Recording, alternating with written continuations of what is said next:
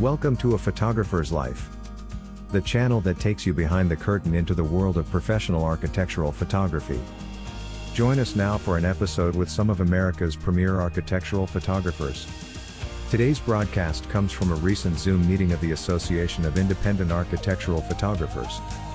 This discussion is led by AIAP Director Alan Blakely. We hope you enjoy the show. If you do, please let us know by liking this episode and subscribing to this channel. Now, on with the show. So we want to welcome everybody to the March 31st meeting, AIAP. The topic that we had publicized today was medium and large format cameras. So let me just give you a little bit of background about what happened. We postponed the meeting because there was some interest from a couple of manufacturers about joining the program and having their reps. And I was supposed to reach out to these reps. And so I reached out to 3 different people from Fujifilm who are in the GFX product line. And I also reached out to 2 individuals at Cambo. And I got ghosted by all 5 people. So I'm not sure what that tells me. I was hoping that we'd be able to hear a little bit about, what they're doing, what's coming down the line, that kind of stuff. I'm not a medium or large format user right now. And so, and I probably wouldn't be unless there was some really compelling reason. So there are a few other topics that we can jump into, but I just wanted to, we'll start this out here. Is there anybody in this group here that's using medium or large format right now? That's interesting. And see, how many missed their RB67s? Oh, yeah. I mean, I miss the lenses. I do too. The lenses. I don't miss the film wind. Yeah, wind the body, crank the body, wind the back. I don't miss that. I'm kind of surprised that the manufacturers didn't respond on this. I really thought after the email that I'd sent out and calls I made that maybe we'd have a jump on that. And actually, I think Martin. He's showing off there with his picture. Oh, he's got his already. He's got the medium format guy. Yeah. So Gary, welcome. Martin, hi. We just you missed it a little bit of the intro here. I was just mentioning that the representatives from Fuji and Cambo that were invited to join us, which were 5 individuals in total, ghosted us on this, and so we don't have the manufacturer trying to pitch us on anything here. So I'm just quite, interested in understanding if there's anybody here that's using that. And I know, Martin, that you do. And can you just tell us what it is that you do use? Yeah, so I'm running Cambo Wide RS. Okay. With a Phase 1 IQ4 150, and have been for the last 3-4 years or so now. On the IQ4 150. I started out on a P45 that I had originally gotten just after taking a workshop with Jeffrey Jacobs and crew with capture integration. I think that was back in about 2012.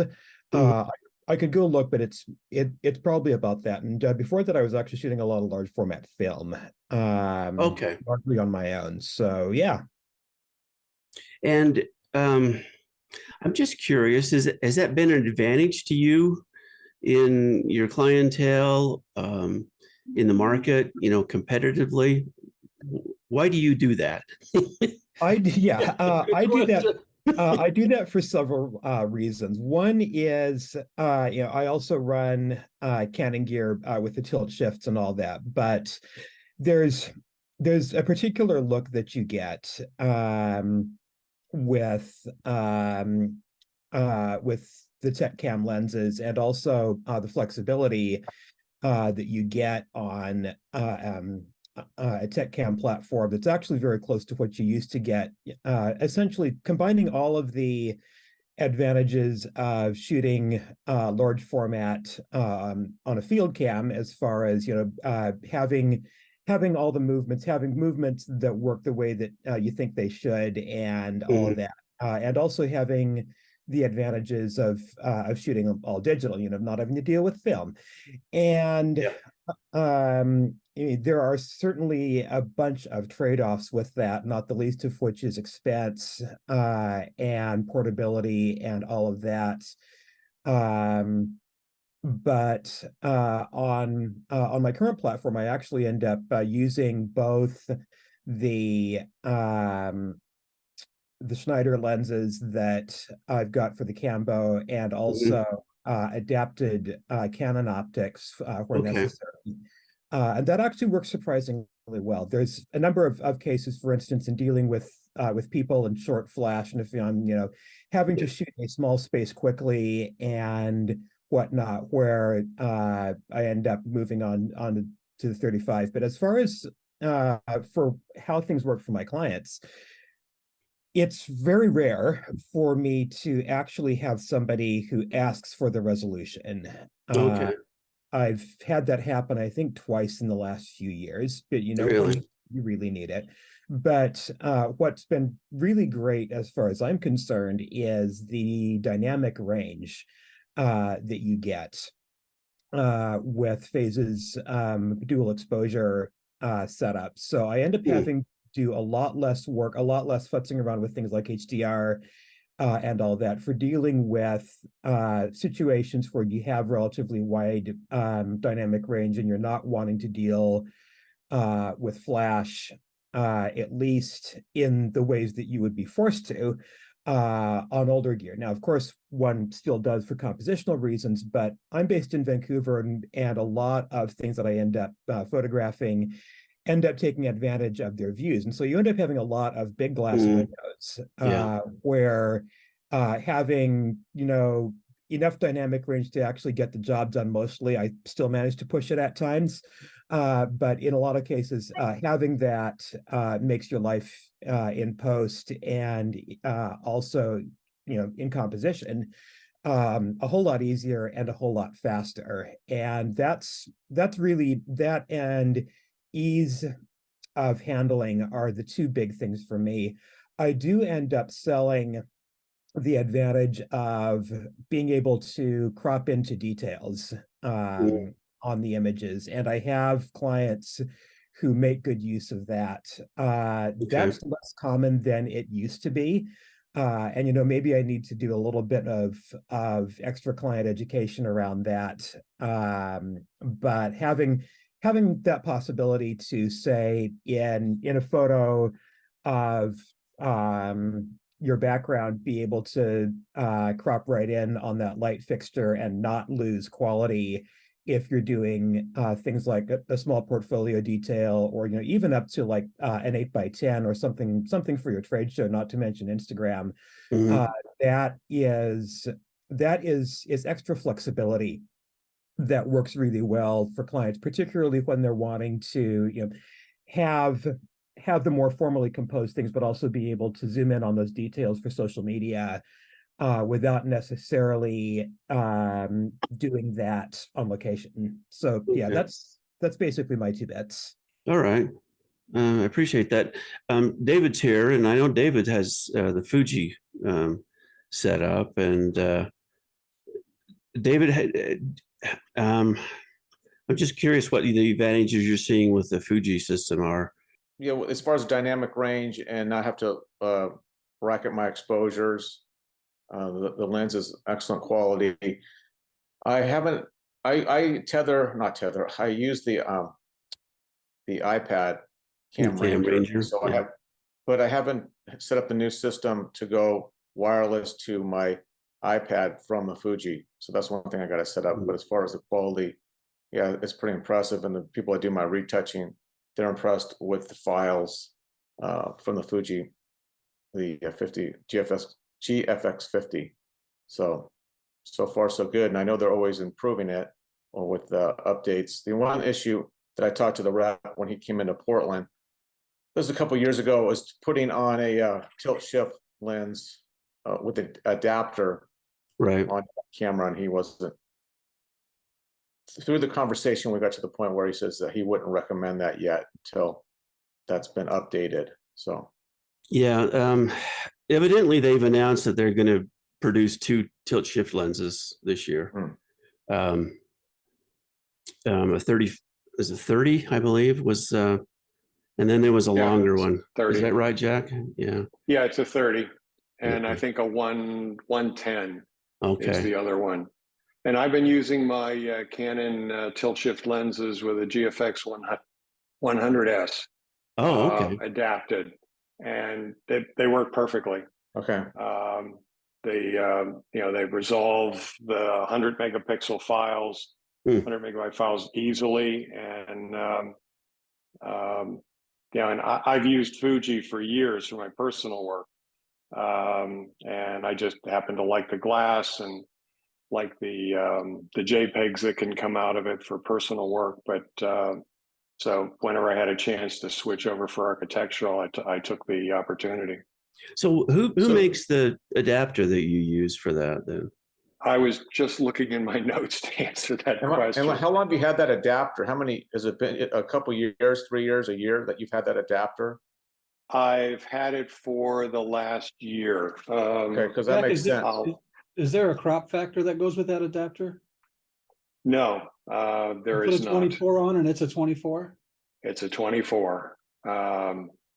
Yeah, although the aspect ratio of the medium format file is different than 35 millimeter, but there's no reduction in in the size of the image in any way. I'm still looking for where the. So that'd be great to know. Adapter. Yeah. Because I didn't see anything. I mean, I didn't do a lot of research, but I didn't really see anything. Looking around, there was I'm gonna grab my Eastern European camera back. I'll be right back. adapters that looked a little sketchy, but I was curious about that. I love the Fuji glass. I mean, years ago I had that old 680. Do you remember that camera? Big monster camera with the bellows. And the lenses had Seiko shutters. Those were amazing cameras. But since then, I've got the little X camera that I used, in my pocket, but that's about it. Yeah, when we shot 4x5, we would use the Fujinon lenses. Yeah. Back in the day, so I definitely have confidence in the product. Yeah, and It's they're just kind of a different flavor than Schneider's or Nikon's or whatever. They've got a really interesting look. So the adapter is by Tech Art, TECHART, and it's an EF FG01 plus.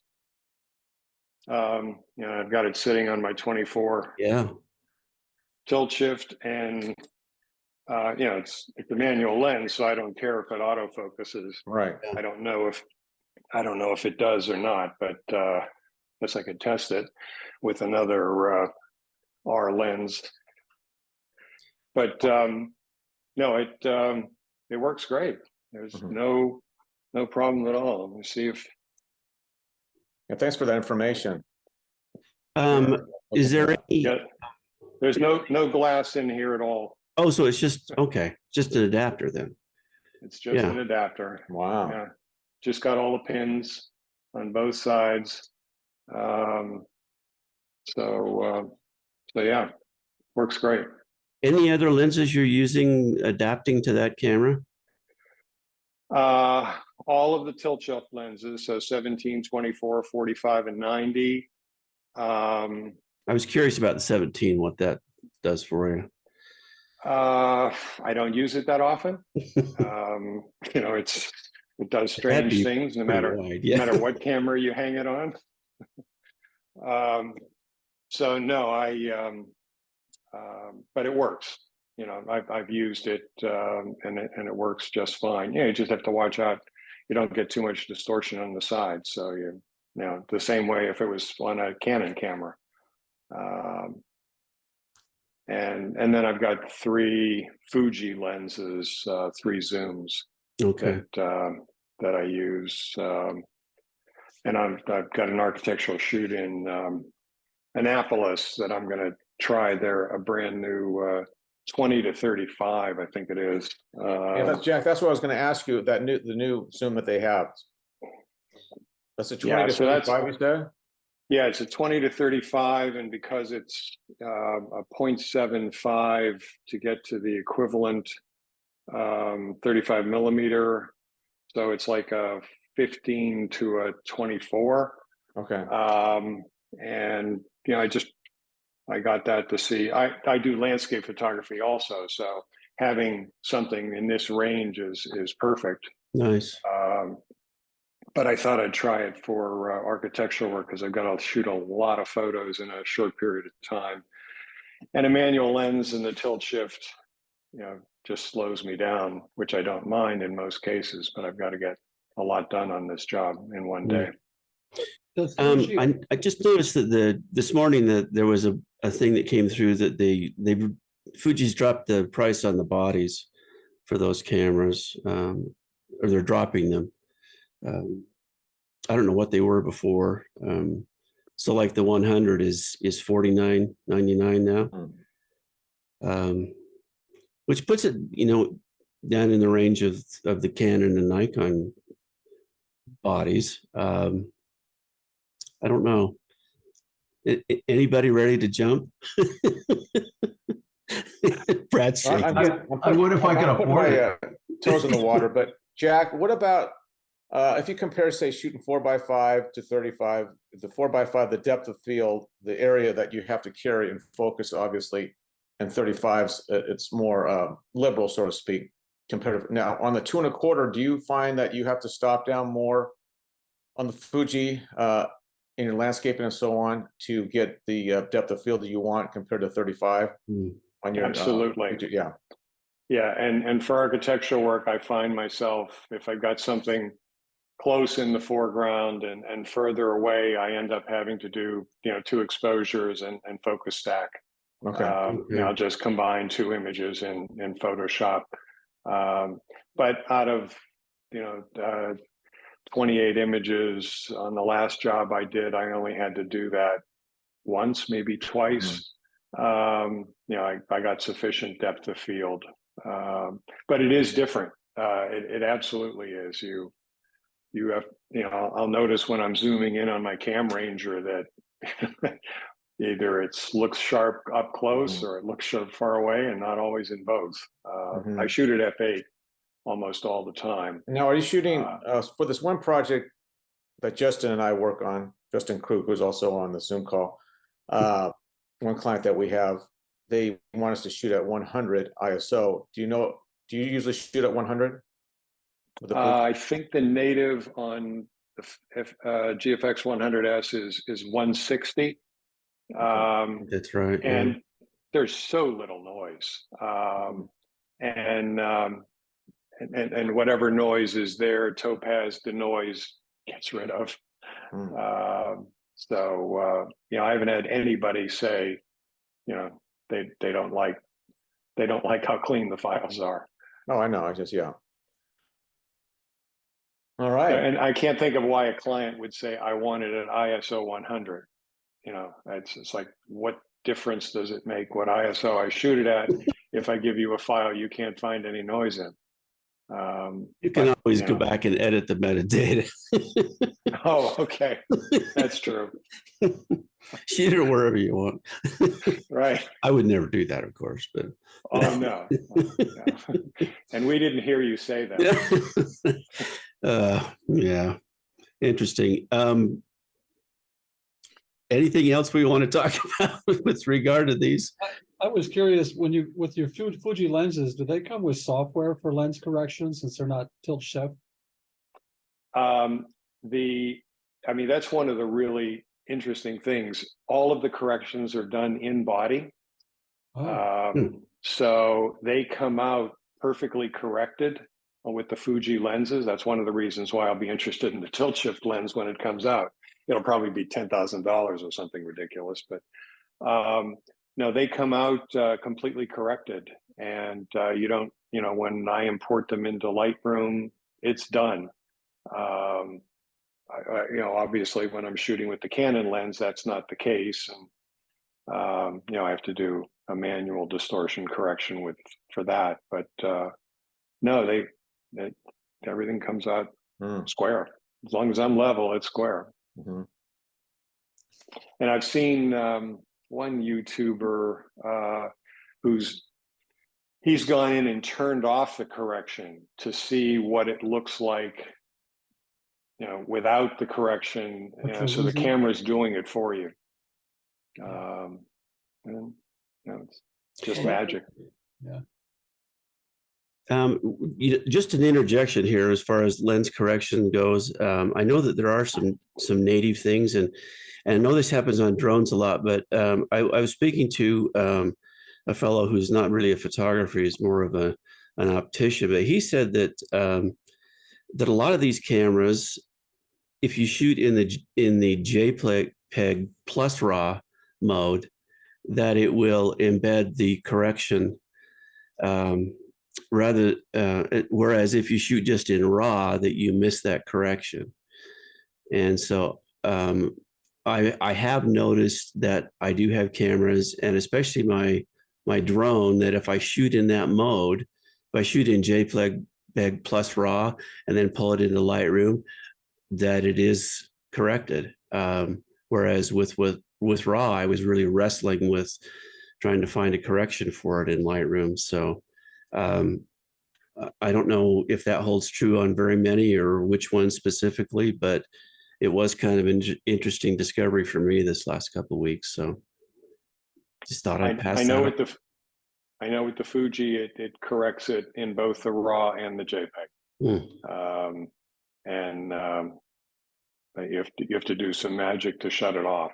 Okay. I can't remember what the steps are because I don't really need to shut it off. Mm-hmm. Unless there's anything else, let's jump to something else here. Another topic that Dale brought up. Anybody got anything more on this medium large? I'm still on the fence about it. And maybe it's because we're all old. I don't know. We're not all old, but some of us are old. Mark, yeah. Justin, you're just a kid too. Yeah, that's right. So I have a question. I don't know if you guys addressed this about medium format, but those of you who use it, rely on it compared to the 35mm, besides the dynamic range, are you noticing other qualities in the images that you can identify as being characteristic of medium format, something special just about the look of the photographs or the files? Low noise, good color. Of course, I like Canon color too. And there was mention of cropping, the ability to crop in. And I've done that, numerous times where a client wanted something shot with an aspect ratio for an iPhone for Instagram. And so I was able to crop in and, give them incredible detail. I could, just go down to like 1/10 of the size of the image and it was still sharp. Yeah, medium has a little different look. They're both good.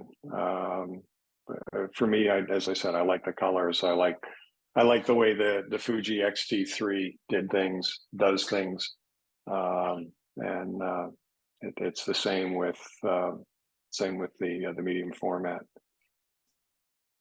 Yeah. We had talked about back in the day, you compare 4x5 to, like, say 35 on the same shot, and medium format's the same case. The bigger the sensor or the bigger the film, it's hard to describe until you side by side. You get more depth, you get more of a three-dimensional look when you shoot with the larger sensor compared to a smaller sensor. And Jack, I'm sure you can see that in your landscaping and your architecture when you're using the Fuji. I noticed that big time. And when I used to use the Hasselblad shooting film, again, side by side, when you look through these architectural magazines, Elle Decor, Architectural Digest, you could tell, I can tell, besides the aspect ratio and the cropping, what shot medium format, what shot 35. but you almost have to have a trained eye, and you have to look side by side to really pick it up. But that's my another positive with the medium format. And whether that's worth, $15,000 or whatever it costs to converge, is a personal business decision. I can't argue with the fact that, you're using 10-year-old equipment and producing stellar work, that clients love, and you don't have to invest any additional money. I mean, that makes great business sense. Yeah, there is, as Norman mentioned, or as David mentioned, there is, that medium format look, and those of us who shoot medium format do absolutely notice it, and it's hard to quantify exactly what goes into it. But one thing that I ended up noticing and actually using a lot, and I think this may be a phase specific thing these days, although Canon seems to have grabbed it, is the ability to do in-camera frame averaging, which I tend to pull out if I'm dealing with traffic and all that sort of stuff. You can do similar things using post and or neutral density. Having the ability to do that in a couple of clicks is super useful, particularly if you're in situations where you really want to not be jostling the camera for putting your filters on and off and whatnot. That's a fun one. Interesting. And that's particular to phase one, right? Yeah. I've seen people do that. It's great, but whatever, $40,000 for the camera.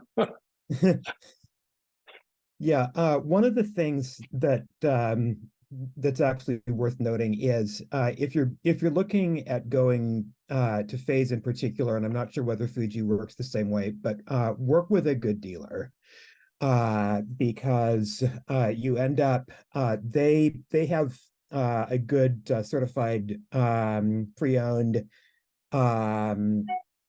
setup, as well as a lot of older lenses that happen to work great. So because the gear lasts for so long, and you have, outside of the shutters on the lenses, relatively few moving parts, sure, having to buy new is expensive, but there's usually ways to do that. I work with B3K Digital up here in Canada, and they've been fantastic. Local dealers, wherever you are, will also do similar things. And do not trust the online sticker prices for phase and Cambo gear.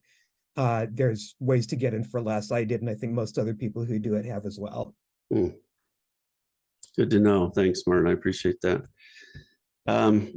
Let's jump subjects here, and Dale brought up a question about dealing with LED lights, and Dale, I'll kind of let you explain maybe what the circumstances are that you're talking about. Yeah, as I've mentioned before, I do a lot of institutional work, a lot of schools and police stations, fire stations, water districts, and so forth. And they've all switched over to LED lighting. And I've noticed that I'm getting a lot of flare and glare from LED lights. I don't know if anybody else has had that issue. And I was curious as to what the solution is, because I'm doing a lot of post-editing, trying to get rid of it and make it a little sharper. Is there a particular lens where that flare is happening? Is it with your 17 or a different, your wider lens? Yeah, it's obviously with wider angle lenses. Yeah. You'll grab it, and I just wondered if a polarizing film or something would help. I didn't know. I've had that. You got to obviously be real careful when you're in a hurry or setting up. You got to really examine those top corners of that flare coming in, and you just have a flag or whatever. Scrim that off. Yeah. Dale, are you shooting brackets or with lights? What's that? Are you shooting with brackets or are you shooting with lights? I'm shooting brackets. Yeah, I haven't had that problem shooting brackets. I mean, I shoot a lot of commercial spaces as well. The same thing, LED lighting, and they come out. I mean, I can see the rim on all the lay-in fixtures. They come out really clean. So I'm shooting Sony though. I'm not shooting the Canon 17, but that lens actually has a pretty decent reputation. So I don't know what the. I you shoot need at to a tell low. your. I shoot at ISO 100 too. I mean, I don't know if that makes a help. I always do. So Yeah, I shoot at 100 as much as I can, unless I've got people moving or something. But Dale, can you share the screen? I don't know if you feel comfortable just showing an example. That might be helpful. sure, yeah. Well, while he's doing that, I run into that a lot because I do a lot of commercial buildings as well, like fire stations and things like that have the big LEDs way up in the ceiling. And I just shot a prison a while back and had the same problem with it. And you do get a lot of flare from those, no matter what you do. And I have an arm with a flag that I have all the time on my tripod. And even if you flag those, and I've tried polarizing, and I've tried, putting a grad filter on to try to knock that down a little bit, and I find that I have to fix them all in post because I haven't found a solution, in camera to take care of that. But sorry, Dale, go ahead. Well, again, in some cases worse than others. Usually, like it's a huge space. I tend to get it more on the bigger space than the smaller spaces. Mm-hmm. Yeah, I end up shooting for a lot of folks who do lighting design, so we end up having to show the fixture as well as the space, which is always fun. And I end up actually using luminosity masking for that. So I end up with that problem all the time.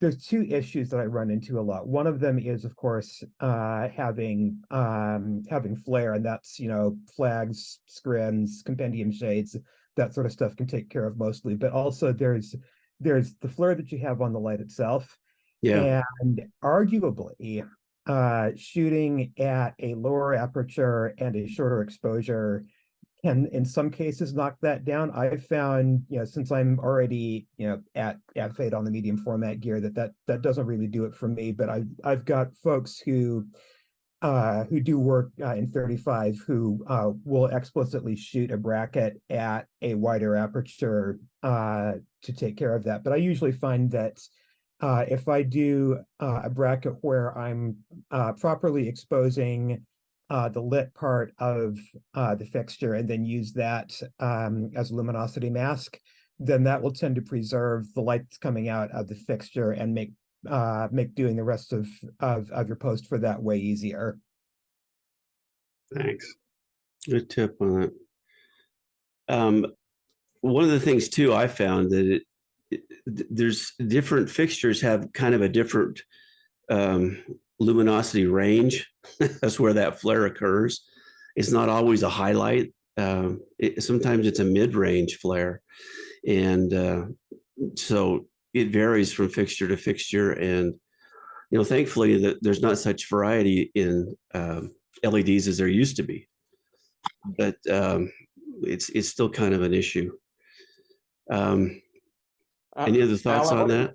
Yeah, Alan, what are you using for your flag?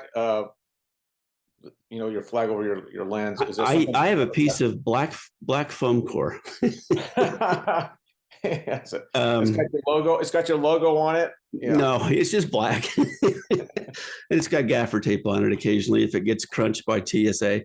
But I have a Manfrotto tripod that's got the little socket for accessory stuff, and so then I've got the articulated arm with the little mini clamp on it, and then I have the flag there, and the flag's 11 by 14, and so I can usually fuss that into place wherever I need to, and it's kind of like 4 by 5. I used to just have a little mirror that I stick around front and then adjust the flag so that I could see where the highlights were and get rid of them that way.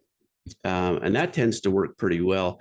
But to Martin's point, if I'm at f/16, I can count on just crazy flare from those fixtures. And so a separate exposure for the ceiling, you know, at f8 maybe or something like that makes a huge difference in what that flare looks like. At f8 it's more spread out. At f16 I get like I've got a star filter on or something. Right, yeah. Alan, yeah. are you shooting that 24 tilt Canon Yeah. Mm-hmm. at f16? Yeah. Doesn't it soften at f16? I think f8 is the sharp point in that. Yeah, that is the sweet spot. I need the depth of field, and so when I in post production, when I'm running that through the Topaz filters, Yeah. I can get that back. Yeah, that's not the sharpest aperture. I don't ever shoot at 22 with that lens. F11 would be preferable, but there occasionally, you know, if I've got a big space, I have to stop down. Brad, you look like you got something to say. Okay. Just wondered if you're still with us. Brad's kind of holding back because he knows way more than I do about anything. That's a kind of a trouble thing. Is there anybody else that's shooting for lighting companies here? Yeah. I mean, that's just a crazy difficult thing. Yeah, I do. We do product photography, so we'll bring it. Sometimes we'll bring the fixtures in studio here, and we'll shoot that for there. And then when we're doing application shots, of course, it's just architectural. But yeah, and when it's a lighting company, it's usually warehouse lighting. So I never, you know, obviously you can't light that, so I'm always shooting brackets. But I haven't had the problem that Dale's talking about. You know, not consistently anyway. Not, you know, so. But with brackets, I seem to be able to manage it. Yeah, when those are product specific kind of shots, then I think you can get away with that wider aperture. And but if you're shooting the space, you know, then you're in trouble. Yeah. So Barry, you're unusually quiet today as well, but yeah, he's on the West Coast. So. Has he been put in a corner or something? All I've got is jokes. Okay. I was going to say that, you know, you could tell people regarding flare that that's a feature, not a bug. It's very cinematic. There you go. They may not buy it, but it's a special filter. Okay, so I wanted to jump into another thing here, and I know we've kind of beat this infringement thing to death, but I'm just kind of curious where everybody is as far as handling infringements, and maybe the things you're doing that are making life easier for you if you are going after infringements. Because I was kind of whining to Norman this morning before we came on about. I was whining to you. But are there some business practices that we might want to share with one another that might make this whole infringement process a little easier to bear? Any thoughts? Yeah, Norman. I actually had an intellectual property attorney call me. It was from Utah, and they wanted to handle. They wanted to know if they could handle our infringement cases. I said, "What makes you think I have any?" He goes, "All professional photographers have some." So I don't know how they got my number of contact, but they have the same basic software that Pixie does, and I was thinking, because I've had a lot of, I like what Pixie's done. I've been, you know, they've done, you know, they've made a lot of money, but I've also heard some complaints from my clients and the people they work with the way Pixie dialogues with them and the correspondence back and forth. It's been kind of, I don't know what the word is to use. They've not been adversarial. Yeah, yeah, that one. I guess so. I mean, but so I'm interested in finding a softer. I wish Pixie would have a softer approach, a more professional approach. I guess I don't see any reason to be unkind with somebody. If you know, I just don't get it. But this last month, I've had several architects call us that work with some of our bigger clients, who have ended up with an image from, whatever, and the and it's been embarrassing for my client. So I'm starting to be concerned about, is Pixie helping me, or is it going to be hurting me in the back end with my relationship with my good clients? So I'm kind of exploring other avenues, maybe talking one-on-one with an attorney, and the correspondence. I've also noticed, Alan, the correspondence that Pixie sends to clients about an infringement, the wording, I don't care for some of it, and it's a little rough, I think. it's very rough, and there are because I may want to work with these people in the future. I don't want to burn a bridge completely, but I think that's been happening in some cases. Has anyone noticed that the rate of success with Pixie has been declining in terms of the resolved cases or the monetary damages that have been awarded? Because I have several cases that are outstanding that they've communicated with the infringing party and received no response, and so now they're going to phone calls. Yeah, and that's kind of part of the process, I think. Yeah. And then after the phone calls, then they turn it over to legal, and then it gets some teeth in it. And if you've got it registered, then the return is even greater. But at least that's been my experience. Norm, did I cut you off? Sorry. There's a lot that I want to speak. There's a lot that Pixie leaves on the table. I sent a whole folder of stuff over to that Pixie has, said they've done all they can do, and there's been no response. And I've looked at the particular infringement, and I have no love for these people, so I sent it to an attorney myself, and I'm approaching it that way. On the front end of things, when you invoice something, are there any of you that are making your client, your primary client, aware of multi-party licensing and things like that, and what the possibilities are, and how do you do that? I mean, what is that a conversation that's that's right before the photo shoot, or after, or when you bill, or where does that come? I make it a part of the conversation when someone calls and say, I have a project to shoot. I ask if there's somebody else that wants to participate, because all the people I work with are pretty familiar with multi-party licensing and the benefits. So we try to bring in, if it's a builder, a designer, or an architect, even a painter has been able to come in. So it worked out really nice. I find I have to explain it multiple times.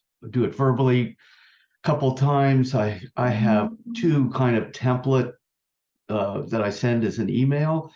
If people are not already familiar with it, it seems to break their brain. It's the oddest thing for me.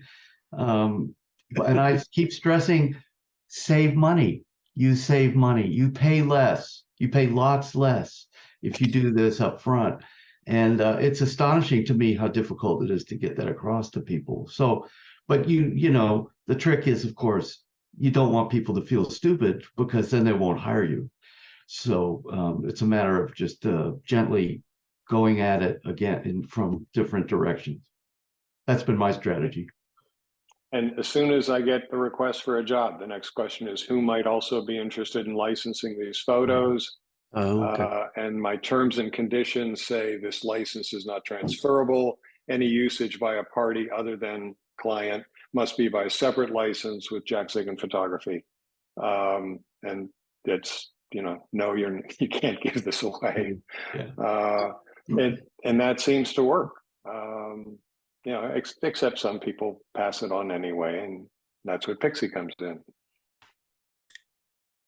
I've done it. I've done it my entire career, and I can almost not think of a shoot that I've done in a long time that there isn't at least 2, 3, 4, 5, 6 parties sharing the cost. Mm-hmm. Of what, George? Yeah. I mean, how do you? One of the things that I run into a lot is when someone is in violation and has infringed something. The first question they ask me is, "Well, what do you mean I don't own the photograph?" And I'm always kind of stumped because it really stops me. It's like, I don't think I ever said you did, but that seems to be the first question I get from people infringing is, what do you mean I don't own the photograph? Or, those that have passed it off to other people. And like Barry said, I explained it multiple times during the process, and I'm still stumped by the fact that people think they own the photographs. So I don't know. And I gave up a client who wanted to. He basically said, "I want the copyright," and I said, "You're not getting the copyright." And he went on to say that that he owned all the pictures from his wedding, and I told him he probably didn't and didn't have the copyright to. I said, "I really doubt that your wedding photographer filed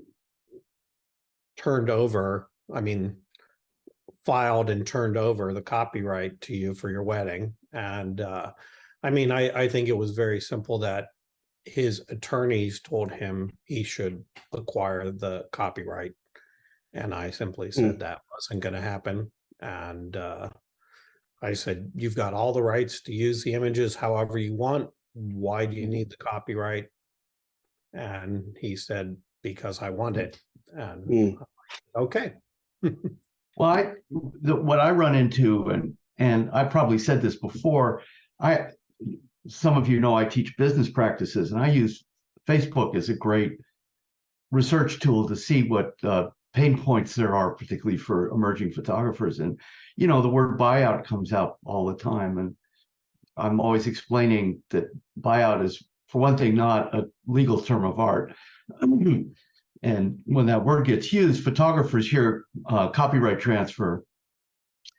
And so that's not accurate either. When clients use it, they're usually just looking for broad rights. So when I've actually run into people like Brad's run into, and those relationships don't go forward to a paycheck. However, the rest of the time I just say, well, what do you really need them for? Some people get very aggressive and they say, well, ask them if they're going to put an ad on the side of a bus. I don't feel that's a strong negotiating strategy to make people feel belittled.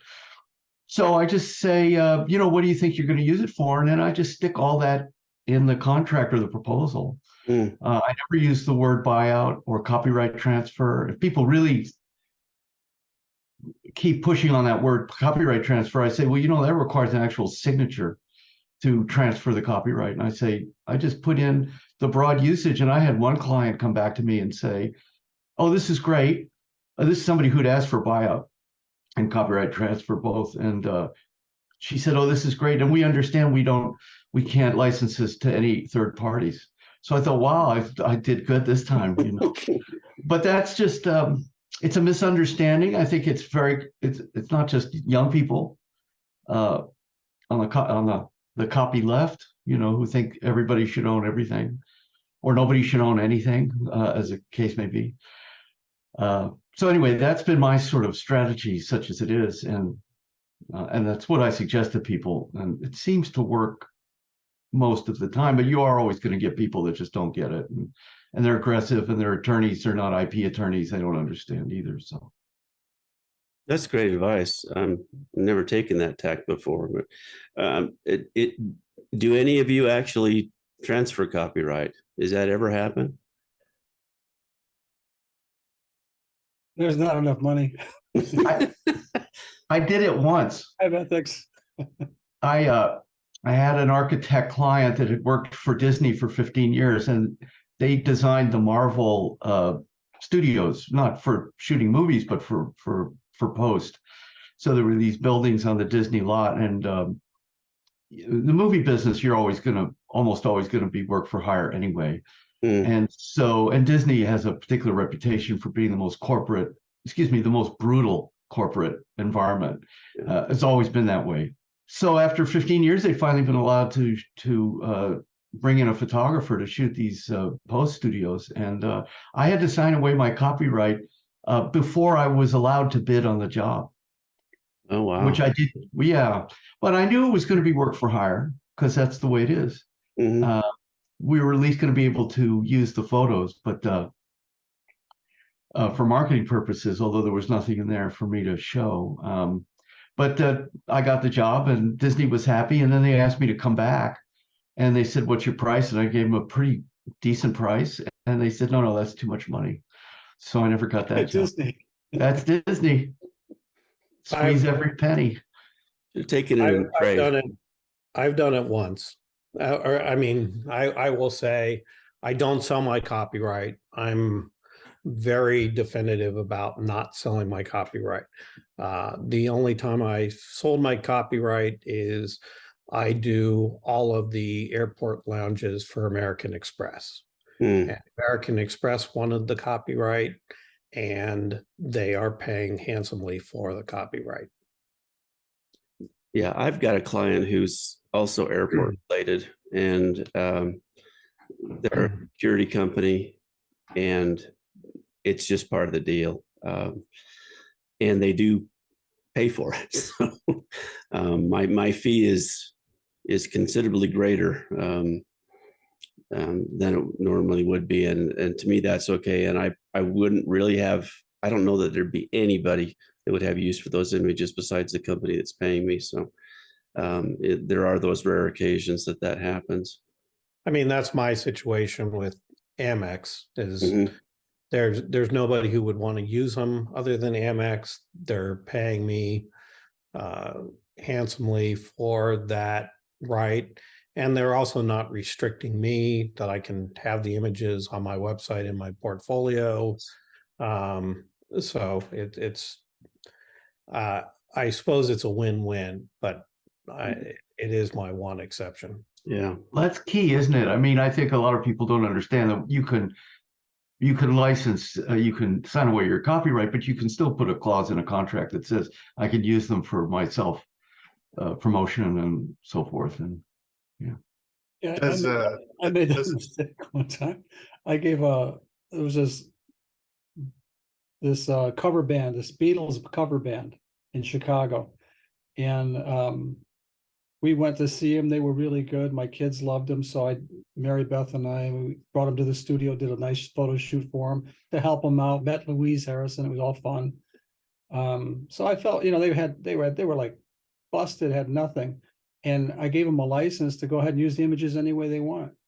So I'm driving through Missouri one day, and there's this billboard. I'm like, oh, I took a picture just like that, but they used them everywhere, and they became very successful. And they forgot all about me, of course. But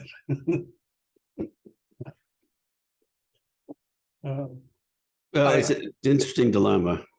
Go ahead, Daryl. I have a question about, you talked about multi-party licensing, and the traditional way I think of that is you license the same set of images to each client, you add a discount to your original commissioning clients, or you add a percentage of your original commissioning client's invoice, and then you split that between the multiple parties. Just wondering if that's how people are doing the cost sharing. Because I would think like a painter might only want a few or a handful of images compared to, say, an architect or a builder. So I'm just curious. What you've described is what I do if they sign up before the shoot. If they only want one or two images, then they pay a higher per image fee after the shoot. And then the people who were involved beforehand don't really get any financial benefit from that post-shoot arrangement. Yeah. I think that's the way a lot of us are working that it's kind of a front end thing where you get the discount on the front end, and and you don't do it on the back end at all. And I've had builders who have come to me, and when I've licensed stuff to maybe an interior designer a year or two later, and they want to have me credit them back money, and no, that doesn't ever happen. Yeah, we actually do the back end thing as well, and it's pretty much an automatic process. So that's basically running on top of our CRM system. So when somebody after the fact comes in and wants to license something, if it's something that we haven't already credited back, we'll give them a small credit on their next project. Works pretty well for loyalty. Interesting. I just to me, it's once the job's billed, that's it, and there's no more discounts to be had after that. And I bill anybody wants an image after that, a painter or whoever. It's my normal licensing rates, my one-off rates. That's the way I do it. Yeah, I just don't have the capacity for the accounting on that. My right brain dominance has not allowed me to understand how to do that well. But anyway, gentlemen, we're kind of at the end of the hour here. Is there anything else that anybody'd like to bring up before we sign off here? Well, there's always AI. But so here's my take on AI, and this obviously could be in a whole other hour. Is a lot of people don't understand that we're essentially photographers that at least are shooting digital and do their own post, which I assume is all of us or most of us. We're already using AI. I mean, Topaz is all AI, and the healing tool in Photoshop is AI. So it's not new as far as that goes. And I'm less concerned about losing work to renderings are AI, architectural renderings, and they still don't look as good as a proper photographer can make them look. So people that are going to use renderings, you can see that on the architect's website, they're still using them. If they don't see the value in a photographer, there's not much we can do about it. Yeah, I saw a comment today that was saying, people thought renderings were going to take the place of photography, and they haven't. I think there will continue to be value in what we bring to the profession. I think there's probably, some people who will lose out invariably, but ultimately, I think a trained eye is still something of value that won't quickly be replaced. And there are clients of our clients who want to see as built, not as designed. Yeah. How did it actually get done? And they don't trust the render as, what actually happened when they tried to build that damn thing. Good point. That's yeah, right. I think there's still, before they ran out of money. Yeah, exactly. Still value in a photographer's eye and knowing how to set up a shot. I want to cover some of this in another meeting. I think we really ought to. And I have one final comment here. Alan started earlier today. He said that we're all old. I'm sorry about that. No, it didn't hurt my feelings because we're all about the same age. Has anybody noticed that? And I actually had a client say this to me. All the good photographers came from film. The new guys, their work is, some of it's okay, but it's not polished. It's not, I wouldn't call it, high-end photography in any, and I've been thinking about that. I think that that's true. Any photographer today that has any talent or that's in demand, they came from film. I know all of you guys did. I think there's going to be a big shift in the industry. I'm sorry. Go ahead. Sorry, Brad. Oh, I was just going to say, I had an art director say that exact thing to me. And I think what it comes from, it's not only film, but it's vision. Mm-hmm. That you have to be able to walk the project, see the shots, know what the end product's going to be. And if you started in film and you dealt with color correction, putting magenta filters in fluorescent lights and all those type of things, you have an idea of what your end product's going to be. And what I've heard people say is people who never shot in film, whatever comes up on the back of the screen, they think that's That's right, it. because they don't have any kind of ground from which to work from. Whereas anybody who shot film knew all the trials and tribulations to get it to what you wanted it to be. And therefore you had to have enough vision to know what the end product was. Yeah, well said, Brad. Excellent point. Yeah, And when I have a younger photographer around on a shoot, invariably I get the question, well, how do you know where to set up the shot? And I know that they're taking 100 shots because they don't really, they don't see it in here first, and you really do need to see it in your head. And I mean, it's just like music. People that are, jazz musicians, people will ask, well, how do you know what to play? Well, you got to hear it in here first, and then and it's kind of the same situation. And I just think there's going to be a big shift in the industry when all of us decide we've had enough. And I'm not sure what the younger photographers are capable of, quite honestly, because like Norman was saying, and Brad, it's about what they see on the back of the camera that determines what the shot is. Yeah, I was on a shoot, Alan, with another photographer. I was working with a designer. He was working for the architect, and I mean, he must have shot 300 images. I mean, he's just firing away. In some points, he took the camera off the tripod, and he's. Oh yeah. I mean, it's okay. I see that all the time.